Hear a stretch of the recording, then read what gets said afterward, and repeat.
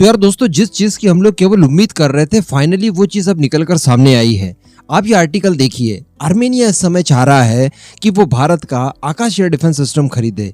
और मैंने आपको लगभग 1 महीना पहले वीडियो बनाकर बताया था कि आर्मेनिया बिल्कुल भारत से आकाश एयर डिफेंस सिस्टम जरूर खरीदेगा। इसके पीछे का कारण है कि आर्मेनिया के पास इस समय कोई भी एडवांस टाइप का एयर डिफेंस सिस्टम्स नहीं है जो कि ड्रोन्स का सामना कर सके, खासकर क्योंकि अजरबैजान के पास जो एक्चुअल पावर है वो उसके ड्रोन्स में छुपी हुई है। ऐसी परिस्थिति में भारत के पास ऐसे साधन हैं जो कि आर्मेनिया को यहाँ पर एज दिलवा सकते हैं। जी हाँ, वीडियो बड़ी इंटरेस्टिंग होगी, एकदम एंड तक देखते हुए चैनल को सब्सक्राइब जरूर कर दीजिएगा।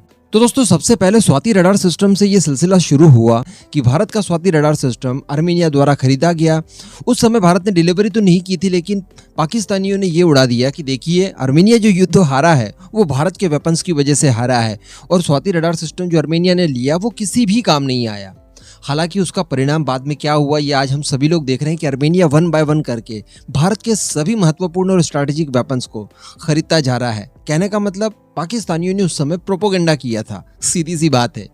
उसके बाद हम लोगों ने देखा कि Pinaka rocket system, anti tank guided missiles, साथ में हमारी आर्टिलरीज का भी बहुत ही बड़ा ऑर्डर दिया कल्याणी को। इसी के बाद में खबर निकल कर आई थी कि आर्मेनिया की तरफ से भारत की टैक्टिकल बैलिस्टिक मिसाइल यानी प्रलय बैलिस्टिक मिसाइल में इंटरेस्ट दिखाया गया है और प्रलय बैलिस्टिक मिसाइल से आर्मेनिया रिप्लेस करने जा रहा है रशियन मिसाइल को। तो कहने का मतलब यहाँ पर हम लोग स्पष्ट रूप से देख पा रहे हैं कि आर्मेनिया वो सारे हथियार जो कि उसने रशिया से किसी जमाने में खरीदे थे उन्हें 1 बाय 1 करके रिप्लेस करने के लिए भारत से हथियार लगातार खरीदते जा रहा है। इसके पीछे का कारण है कि रशियन वेपन्स की टेक्नोलॉजी अब अजरबैजान तक पहुंच चुकी है। अजरबैजान भी काफी मात्रा में रशियन हथियार खरीदता है और ऐसी परिस्थिति में आर्मेनिया को कोई विशेष एज नहीं मिल पा रहा था इन हथियारों की वजह से। तो अब आर्मेनिया ने एक ऐसी टेक्नोलॉजी को खोजा है जो कि उसे अजरबैजान के ऊपर स्पेशली एज दे पाए, जिसमें भारत सबसे बड़ा नाम आता है।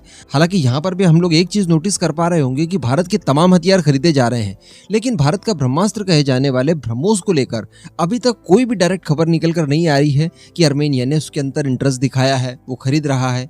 इतना मैं आपको जरूर श्योरिटी के साथ बता सकता हूँ कि जरूर खरीदेगा, लेकिन अभी तक कोई ऑफिशियल खबर निकल कर नहीं आई है। इसके पीछे का कारण भी ये है कि आर्मेनिया रशिया से खासा नाराज है और चूंकि ब्रह्मोस के अंदर रशिया का भी नाम जुड़ा हुआ है, इस वजह से ये सारी चीजें हो रही है। इसके लिए एक बड़े लेवल की मीटिंग करनी होगी। शायद आर्मेनिया के प्राइम मिनिस्टर से भारत के प्राइम मिनिस्टर मिले या डिफेंस मिनिस्टर के लेवल पर कोई टॉक हो, उसके बाद संभवतः इस तरह की कोई ना कोई डील्स हो सकती है। लेकिन फिलहाल तक ब्रह्मोस को लेकर किसी भी तरह का कोई इंटरेस्ट ऑफिशियली नहीं दिखाया गया है। लेकिन अब आकाश एयर डिफेंस सिस्टम की तरफ देख रहा है आर्मेनिया और इसे वो खरीदना चाहता है, जिसमें बताया जा रहा है कि आकाश मार्क 1, मार्क 2 और एनजी वेरिएंट की बातें यहाँ पर की जा रही है। अब ये स्पेशली अगर हम लोग देखें तो मीडियम रेंज में बहुत ही शानदार एयर डिफेंस सिस्टम है और इसके इस्तेमाल की अगर बात की जाए आकाश एयर डिफेंस सिस्टम की, तो ये किसी हेलीकॉप्टर, फाइटर जेट, किसी भी बैलिस्टिक मिसाइल, क्रूज मिसाइल और सबसे बड़ी बात की जो अनमैन्ड यूएवीज हैं उनके खिलाफ ये बहुत ही ज्यादा उपयोगी साबित होने वाला है। अब हम लोग ये भी जानते हैं कि इजराइल और टर्की, इन दोनों ही देशों से अजरबैजान ने भारी मात्रा में इस तरह के ड्रोन्स खरीद रखे हैं, जिनका कि कोई भी ऑप्शन इस समय आर्मेनिया के पास नहीं है और रशिया से कोई वो नई डील शायद करना नहीं चाहता, वरना रशिया से भी pencil air defence system Armenia शायद खरीद सकता है। लेकिन यहाँ पर हम लोग समझ पा रहे हैं कि वो रशिया की डगर नहीं जाना चाहता दोबारा, अब वो भारत के पास आया है और इसी तहत हमें देखने के लिए मिला कि अब आकाश एयर डिफेंस सिस्टम में वो इंटरेस्ट रख रहा है। आकाश एयर डिफेंस सिस्टम की मैं बात बताऊं तो जो अजरबैजान इजरायली और टर्किश ड्रोन्स का इस्तेमाल कर रहा है उनके खिलाफ यकीन मानिए ये बहुत ज्यादा इफेक्टिव साबित होगा।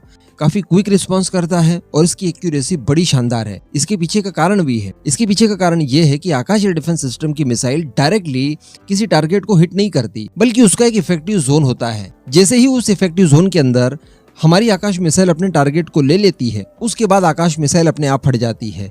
तो वो जो फटती है उससे जो एक्सप्लोजन होता है उसकी चपेट में टारगेट भी आ जाता है और इस तरह से एक्यूरेसी के चांसेस कई गुना ज्यादा बढ़ जाते हैं बजाय डायरेक्ट हिट के।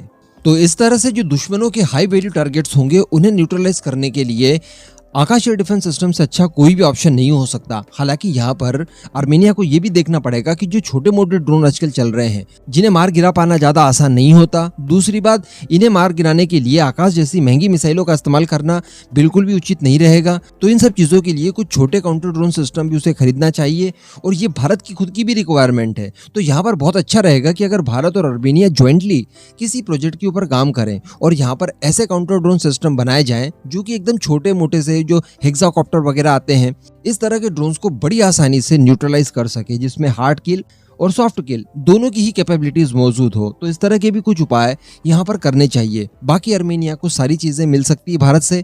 आर्मेनिया ने इसके लिए लिस्ट भी बनाकर रखी है। अगर इस बार आकाशीय डिफेंस सिस्टम की डील वगैरह कुछ होती है तो डेफिनेटली इसके बाद जो हमारे कामिकाजे ड्रोन्स हैं, जो कि टाटा एडवांस डिफेंस ने बनाए हैं, जिनका नाम है ALS-50, डेफिनेटली उसके ऊपर आर्मेनिया की नजर रहेगी। इसके बाद प्रलय बैलिस्टिक मिसाइल है और अंततः तेजस और ब्रह्मोस की बात हम लोग यहाँ पर कर सकते हैं। ये भी कुछ समय के बाद आप देखेंगे कि आर्मेनिया को दिए जाएंगे भारत की तरफ से।